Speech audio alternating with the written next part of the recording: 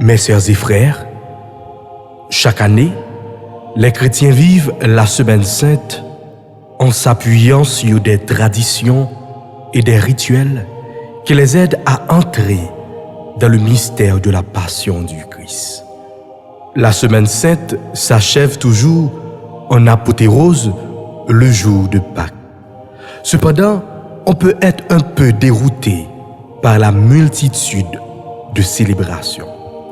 Mais quel est leur sens? Nous vous proposons ce petit guide qui détaille chaque jour de la semaine et qui peut vous aider.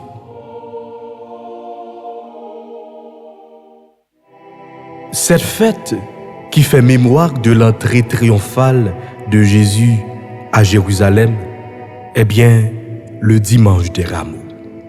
Elle inaugure la Semaine Sainte.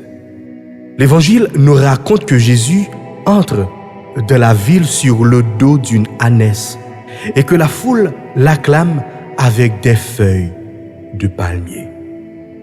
À la messe, ce jour-là, la communauté chrétienne se remémore cet événement avec une procession dans l'église et une bénédiction solennelle des rameaux. Pendant la célébration, on lit également le récit de la Passion. Lundi Saint. Il n'y a pas de liturgie particulière ce jour-là.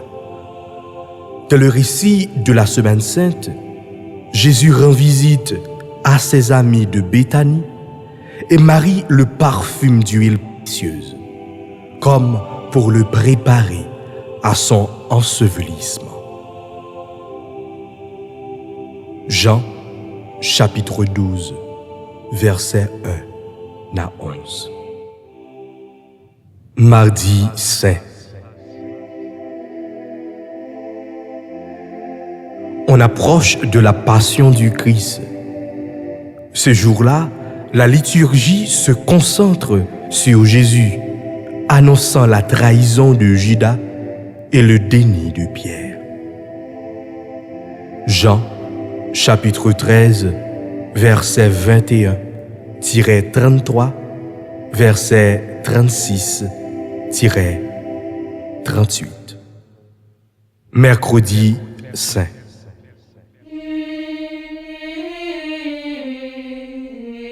Alors qu'il s'apprête à trahir Jésus, Judas rend visite aux prêtres du temple et promet de le leur livrer en échange de 30 pièces d'argent.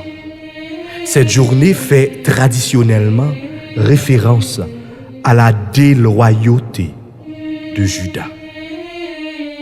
Matthieu, chapitre 26, versets 14 à 25. Jeudi Saint. C'est la fête de l'Eucharistie et donc des prêtres. On y fait mémoire du dernier repas de Jésus avec ses disciples. La messe du Jeudi Saint est parfois appelée mandatum, mot latin signifiant commandement, en référence au Christ qui, lavant les pieds de ses apôtres, leur a recommandé de s'aimer les uns les autres. En effet, lorsqu'on lave les pieds de quelqu'un, on s'abaisse devant lui. Et ce geste d'humilité peut être interprété comme un témoignage d'amour.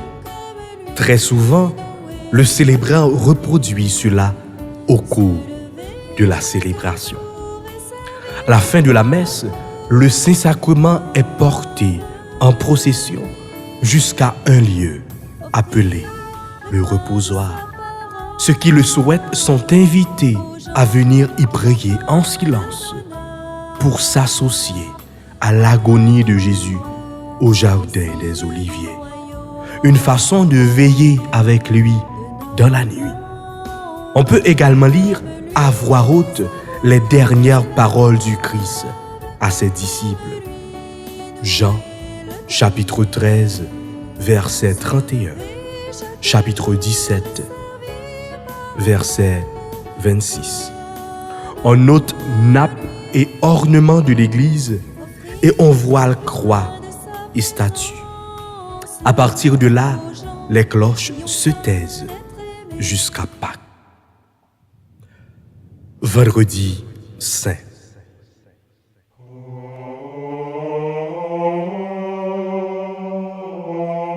Jésus est amené devant Ponce Pilate, puis il est condamné à mort. Il porte sa croix avant d'être crucifié sur un lieu que l'Évangile nomme Golgotha, c'est-à-dire lieu du crâne. Ce jour-là, aucune messe n'est célébrée. Le chemin de croix nous permet de revivre les événements de la passion de Jésus et de réfléchir au sens de ces événements.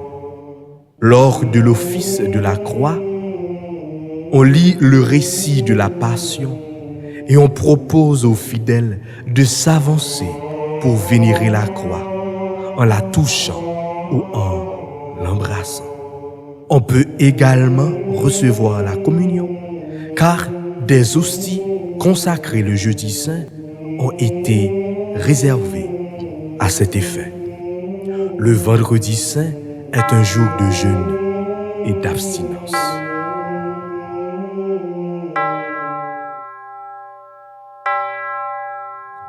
Samedi saint.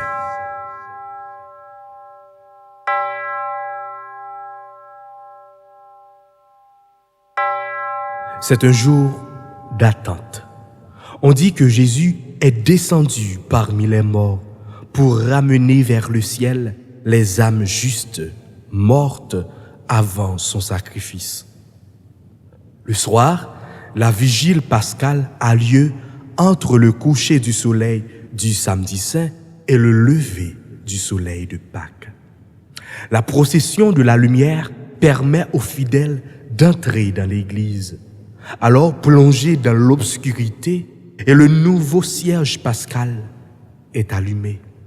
La liturgie de la parole rappelle toute l'histoire du salut et les catéchumènes reçoivent le baptême. On retrouve avec bonheur l'Alléluia et le Gloria. Les cloches des églises se remettent enfin à sonner pour le plaisir de tous et en particulier des dormeurs.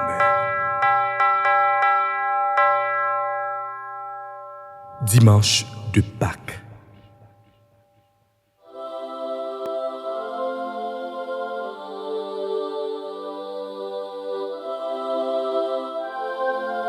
Le Christ est ressuscité. Il est vraiment ressuscité. La journée de Pâques est joyeuse et la liturgie en est l'image vivante. Beaux chants, fleurs et décorations viennent l'embellir. Lors de cette messe, on voit souvent un renouvellement des promesses baptismales et le prêtre bénit les fidèles en les aspergeant d'eau bénite. Le dimanche de Pâques inaugure le temps pascal qui dure 50 jours et se clôt avec la Pentecôte.